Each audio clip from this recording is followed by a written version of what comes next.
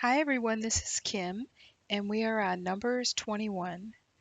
When the king of Arad heard that the Israelis were approaching, for they were traveling the same route as the spies, he mobilized his army and attacked Israel, taking some of the men as prisoners. Then the people of Israel vowed to the Lord that if he would help them conquer the king of Arad and his people, they would completely annihilate all the cities of that area. The Lord heeded their request and defeated the Canaanites and the Israelis, completely destroying them and their cities.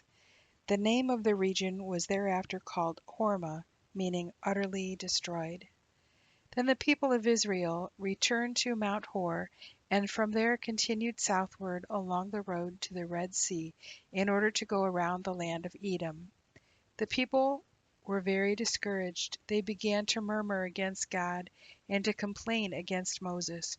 "Why have you brought us out of Egypt to die here in the wilderness?" they whined. "There's nothing to eat here and nothing to drink, and we hate this insipid manna." So the Lord sent poisonous snakes among them to punish them, and many of them were bitten and died. Then the people came to Moses and cried out, "We have sinned, for we have spoken against Jehovah and against you. Pray to him to take away the snakes." So Moses prayed for the people. Then the Lord told him, "Make a bronze replica of one of these snakes and attach it to the top of a pole. Anyone who is bitten shall live if he simply looks at it." So Moses made the replica, and whenever anyone who had been bitten looked at the bronze snake, he recovered. Israel journeyed next to Oboth and camped there. Then they went on to Iyeabarim in the wilderness, a short distance east of Moab, and from there they traveled to the valley of the brook Zered and set up camp. Then they moved to the far side of the Arnon River, near the borders of the Amorites. The Arnon River is the boundary line between the Moabites and the Amorites. This fact is mentioned in the book of the Wars of Jehovah, where it is stated that the valley of the Arnon River and the city of Waheb lie between the Amorites and the people of Moab. Then Israel traveled to Beer, meaning a well. This is the place where the Lord told Moses, "Summon the people, and I will give them water." What happened is described in this song the people sang. "Spring up, O well, sing of the water. This is a well. The leaders dug, it was hollowed with their staves and shovels." Then they left the desert and proceeded on through Mattanah, Nahaliel, and Bamoth, then to the valley in the plateau of Moab, which overlooks the desert with Mount Pisgah in the distance. Israel now sent ambassadors to King Sihon in the Amorites. "Let us travel through your land," they requested. "We will not leave the road until we have passed beyond your borders. We won't trample your fields, or touch your vineyards, or drink your water." But King Sihon refused. Instead, he mobilized his army and attacked Israel in the wilderness, battling them at Jahaz. But Israel slaughtered them and occupied their land from the Arnon River to the Jabbok River, as far as the borders of the Ammonites. But they were stopped there by the rugged terrain. So Israel captured all the cities of the Amorites and lived in them, including the city of Heshbon, which had been King Sihon's capital. The ancient poets had referred to King Sihon in this poem. "Come to Heshbon, King Sihon's capital, for a fire has flamed forth and devoured the city of Ar in Moab, on the heights of the Arnon River. Woe to Moab! You are finished, O people of Chemosh. Your sons have fled, and your daughters are captured by King Sihon of the Amorites. He has destroyed the little children and the men and women as far as Dibon, Nophah, and Medeba."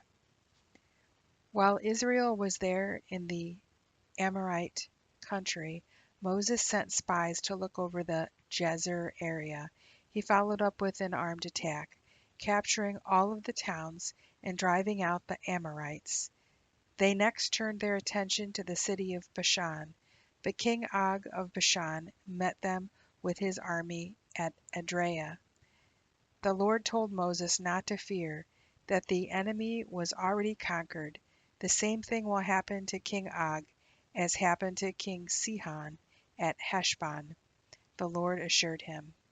And sure enough, Israel was victorious and killed King Og, his sons, and his subjects, so that not a single survivor remained, and Israel occupied the land.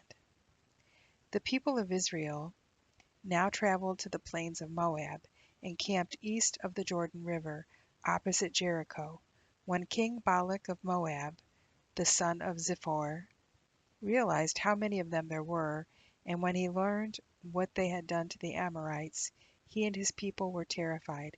They quickly consulted with the leaders of Midian. "This mob will eat us like an ox eats grass," they exclaimed. So King Balak sent messengers to Balaam, son of Beor, who was living in his native land of Pethor, near the Euphrates River. He begged Balaam to come and help him.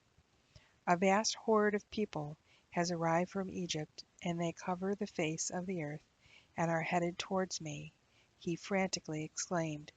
"Please come and curse them for me, so that I can drive them out of my land. For I know what fantastic blessings fall on those whom you bless, and I also know that those whom you curse are doomed." The messengers he sent were some of the top leaders of Moab and Midian. They went to Balaam with money in hand and urgently explained to him what Balak wanted. "Stay here overnight," Balaam said, "and I'll tell you in the morning whatever the Lord directs me to say." So they did. That night God came to Balaam and asked him, "Who are these men?" "They have come from King Balak of Moab," he replied. "The king says that a vast horde of people from Egypt has arrived at his border, and he wants me to go at once and curse them, in the hope that he can battle them successfully." "Don't do it," God told him. "You are not to curse them, for I have blessed them." The next morning Balaam told the men, "Go on home, the Lord won't let me do it." So King Balak's ambassadors returned without him and reported his refusal. Balak tried again. This time he sent a larger number of even more distinguished ambassadors than the former group. They came to Balaam with this message: "King Balak pleads with you to come. He promises you great honors, plus any payment you ask. Name your own figure. Only come and curse these people for us." But Balaam replied, "If he were to give me a palace filled with silver and gold, I could do nothing contrary to the command of the Lord my God. However, stay here tonight so that I can find out whether the Lord will add anything to what he said before." That night God told Balaam, "You may get up and go with these men, but be sure to say only what I tell you to." So the next morning he saddled his donkey and started off with them. But God was angry about Balaam's eager attitude, so he sent an angel to stand in the road to kill him. As Balaam and two servants were riding along, Balaam's donkey suddenly saw the angel of the Lord standing in the road with a drawn sword. She bolted off the road into a field, but Balaam beat her back onto the road. Now the angel of the Lord stood at a place where the road went between two vineyard walls. When the donkey saw him standing there, she squirmed past by pressing against the wall, crushing Balaam's foot in the process.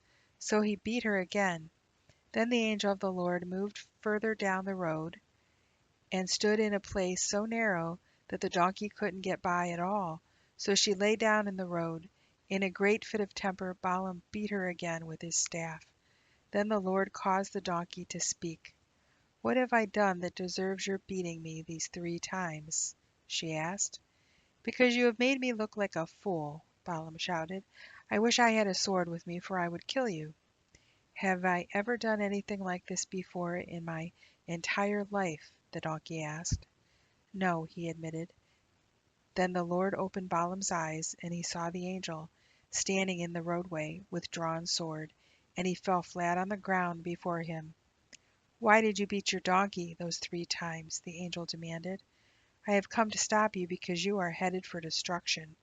3 times the donkey saw me and shied away from me. Otherwise I would certainly have killed you by now and spared her." Then Balaam confessed, "I have sinned. I didn't realize you were there. I will go back home if you don't want me to go on." But the angel told him, "Go with the men, but say only what I tell you to say." So Balaam went on with them. When King Balak heard that Balaam was on the way, he left the capital and went out to meet him at the Arnon River, at the border of his land.